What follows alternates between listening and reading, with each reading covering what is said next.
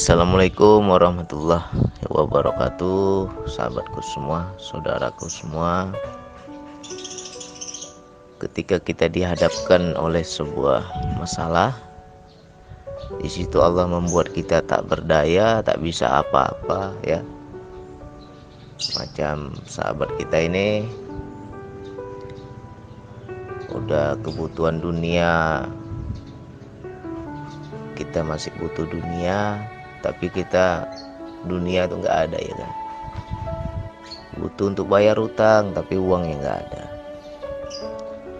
Macam mana cara sikap kita? Sikap yang pertama ketika Allah memberikan ujian keburukan, ya itu kan maknanya buruk, itu sesuatu yang kita tidak inginkan.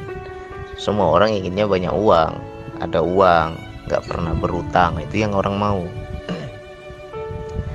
Tapi ketika kita dihadapkan oleh sebuah masalah yang kita tidak inginkan, itu ujian keburukan. Langkah pertama adalah menerima. Karena di sebalik ujian yang baik dan ujian yang buruk itu juga ada af'al Allah. Ada perbuatan Allah, ada kehendak Allah. Terima dulu. Ya Allah, aku terima buruk ini, ya Allah. Gak enak ini, ya Allah. Susah aku, ya Allah. Aku terima, ya Allah. Setelah menerima, baru kita main di wilayah yakin. Tapi aku yakin, ya Allah, Engkau maha kaya, ya Allah. Aku yakin, ya Allah, Engkau akan menolongku, ya Allah. Aku yakin, ya Allah, Engkau maha segalanya, ya Allah. Planet ini aja tidak berbenturan karena Engkau yang ngatur. Engkau lah yang maha pengatur. Apalagi urusan duniawiku, mudah Engkau atur, ya Allah. Nah, di situ kita harus lepaskan logika, lepaskan pikiran, lepaskan akal kita. Jangan kita pikir-pikirkan, ya. Jangan kita main di logika. Nanti di situ akan datang yang namanya pertolongan Allah yang tidak disangka-sangka. Maknanya itu ya nggak bisa kita cerna dari mana arahnya, kita nggak bisa tebak-tebak. Main di situ. Disitulah cara Allah membuktikan kuasanya. Makanya kalau kita lagi ada masalah terpuruk, di situ kita harus mindset kita jangan pada masalahnya, tetapi baca hikmahnya. Apa nih hikmahnya? Kenapa aku dikasih susah sama Allah?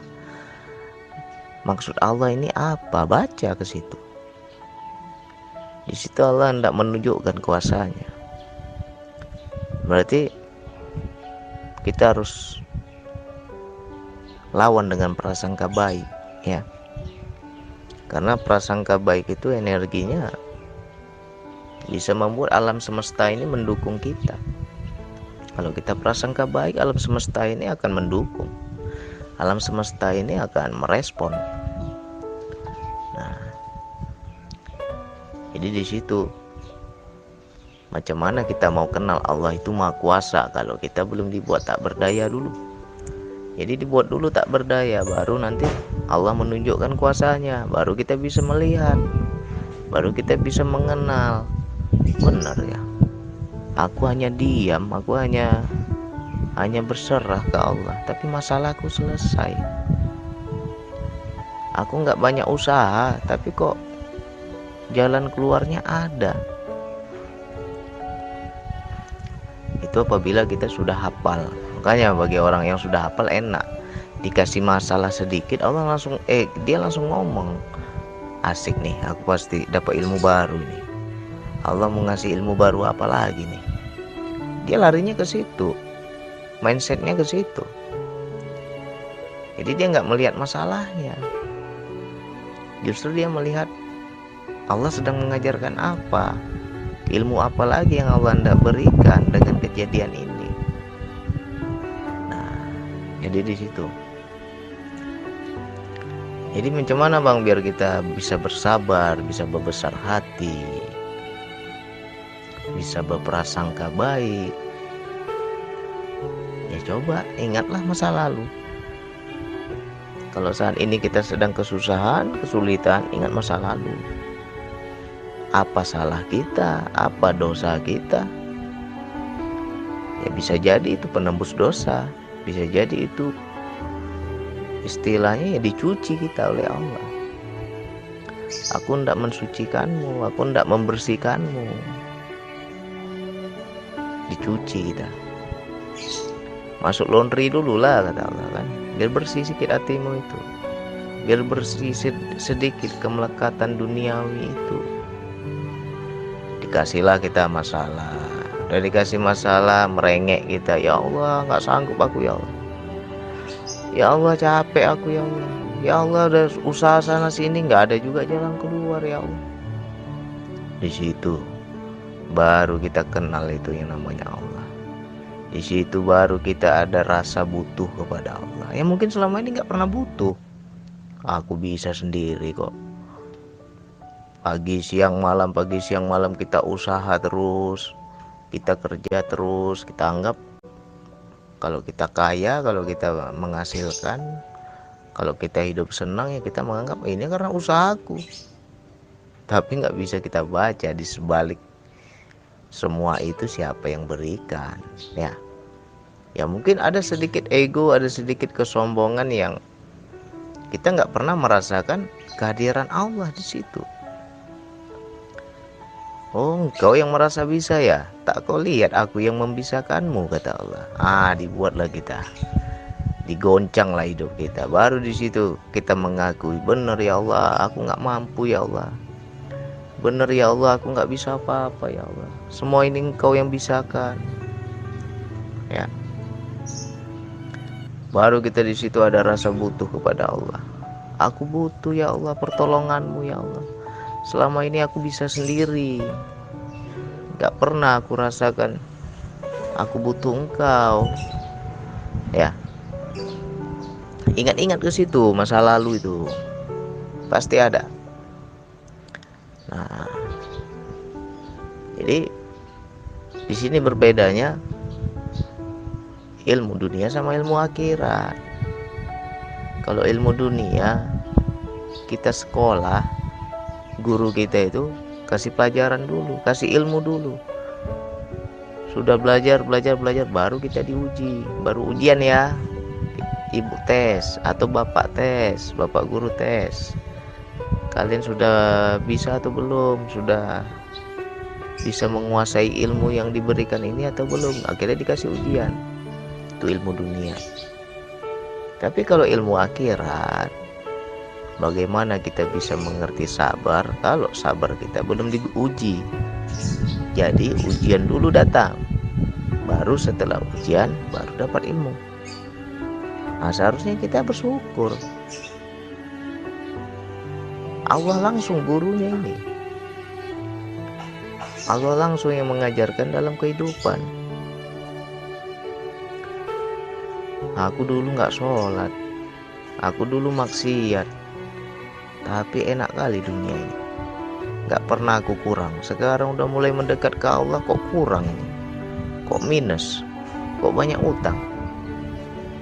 Nah, mungkin kan kita mindset kita ke situ jadinya. Mendekat ke Allah kok tambah susah. Ya sebenarnya bukan itu. Ketika mulai mendekat kepada Allah, Allah langsung mengajarkan ilmu yang sesungguhnya. Ya caranya dengan ujian. Diuji dulu baru dapat ilmu. Macam mana kita bisa mengerti arti berserah kalau kita masih bisa, masih mampu? Tunggu nggak mampu lah. Dikasih dulu masalah-masalah, nggak mampu, nggak bisa apa-apa lagi, merengek kita pada Allah. Baru di situ Allah bilang, itulah arti berserah tuh. Selama ini kau bisa sendiri, kau mampu sendiri. Nah sekarang udah aku bikin nggak mampu, baru kau merengek padaku, kata Allah. Nah itulah namanya berserah. Di situ baru dapat ilmu. Ya. Jadi apapun bentuk masalah hidup kita, yang pertama diterima dulu. Ya, jangan berontak. Ketika Allah memberikan kesulitan, kepahitan, keperihan, kesakitan, terima dulu. Ya Allah, aku terima ya Allah. Mungkin ini sebagai penebus dosa-dosaku di masa lalu ya Allah. Aku terima ya Allah. Nah, habis itu baru kita rayu Allah. Macam mana cara rayu Allah? Yakinlah pada kuasanya. Tapi kan kau bilang kau maha kaya ya Allah. Masa sih aku susah? Masa sih aku mendekat kepadamu, engkau gak tolong aku? Padahal yang aku dekati yang maha kaya, yang maha kuasa, yang maha segalanya. Jangan lagi lihat makhluk. Kalau lihat makhluk sakit kepala kita. Nah, lihat Allah, biar Allah yang mengatur makhluk-makhluknya. Aku yakin ya Allah, engkau maha mengatur ya Allah. Mungkin urusanku begini-begini, engkau lah yang ngatur ya Allah. Aku serahkan padamu ya Allah. Planet aja bisa gak berbenturan, siapa yang ngatur? Engkau ya Allah. Masa urusan hidupku kecil lah itu bagi Allah ya. Nah, jadi yang pertama menerima dulu, ridho dulu. Karena kalau kita sudah ridho pada kehendaknya, pada ketetapannya, Allah akan lebih ridho lagi pada kita. Cepat ditarik itu.